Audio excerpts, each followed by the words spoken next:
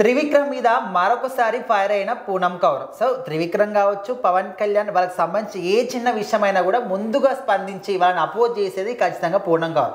మరొకసారి కూడా రియాక్ట్ అయ్యని తెలుస్తుంది. ఏమైంది? సో ఖచ్చితంగా ఎవరో సోషల్ మీడియాలో ఒక పర్సన్ అడిగిన, ఒక అభిమాని అడిగిన దానికి మీరు జనరల్గా బతకడానికి ఏం చేస్తూ ఉంటారంటే, ఇదివరకు బతకడానికి సినిమాలు చేసేదాన్ని, ఈ త్రివిక్రమ్ అండ్ గ్రూప్స్ వల్ల నేను చేయాలనుకునే అన్నీ ఆగిపోయినాయి, సో మరి ఇంకా మీరే అర్థం చేసుకోవచ్చు అన్నట్టుగా ఆమె అయితే పోస్ట్ పెట్టిందనమాట, రియాక్షన్ ఇచ్చింది. సో అంటే ఆ గ్రూప్ టార్చర్స్ అని కూడా చెప్పడం జరిగింది. అంటే గ్రూప్ అంటే ఇంకా త్రివిక్రమ్ గారితో ఆయన స్నేహితులు ఎవరు, అందులో ఆయన మెయిన్ స్నేహితుడు పవన్ కళ్యాణ్ గారు.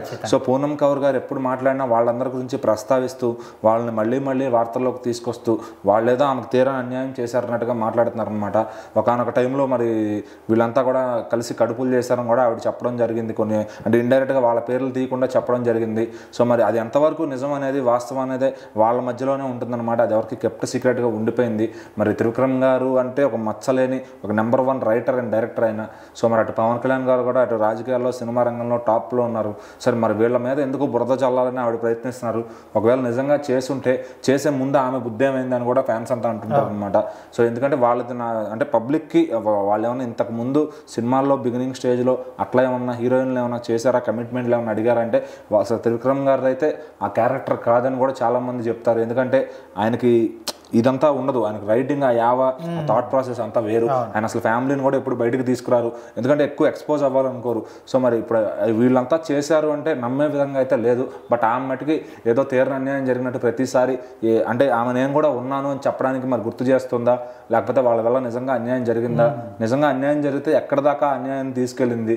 ఇప్పుడు ఎట్లయితే జానీ మాస్టర్ గారిని తీసుకెళ్లారో మరి వీళ్ళపైన కూడా అట్లానే ఎవరెవరు కంప్లైంట్ ఇవ్వాలో వాళ్ళకి ఇవ్వచ్చు కదా, అక్కడికి మాత్రం వెళ్ళట్లేదు. అంటే ఆమె ఒకవేళ చేసింది డబ్బు తీసుకుని చేసిందా, ఇప్పుడు అవకాశాలు లేక ఇట్లా చేస్తుందా, ఇన్ని అనుమానాలు అయితే ఉన్నాయన్నమాట.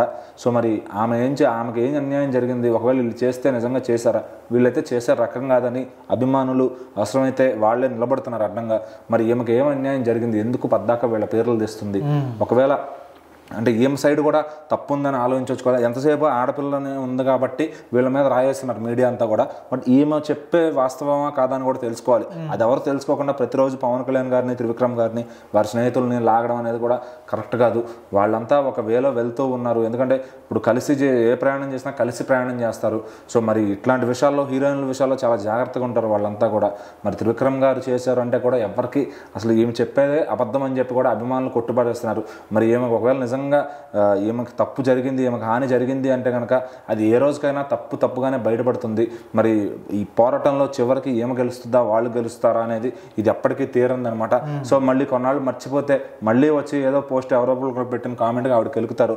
ఇది చూస్తుంటే ఆవిడే కామెంట్ ఫ్యాన్స్తో పెట్టించి కావాలని రిప్లై ఇస్తున్నట్టు కూడా అనిపిస్తుంది అనమాట. ఎందుకంటే కాసేపు వార్తల్లో నిలవచ్చు, మనం గుర్తుపెట్టుకుని ఎవరో ఒకళ్ళు సినిమా అవకాశాలు ఇస్తారని. సో ఆవిడకున్న ఇమేజ్ కానీ, గ్లామర్కి కానీ మినిమం సైడ్ క్యారెక్టర్స్ అన్నా చేయొచ్చు, హీరోయిన్గా కాకపోయినా. మరి ఆమెకి అవకాశాలు వచ్చినా ఆమె వదులుకుంటుందా, లేదంటే కావాలని వాంటెడ్గా వీళ్ళ మీద చేస్తుందా అనేది ఇంకా దేవుడికే తెలియాలి.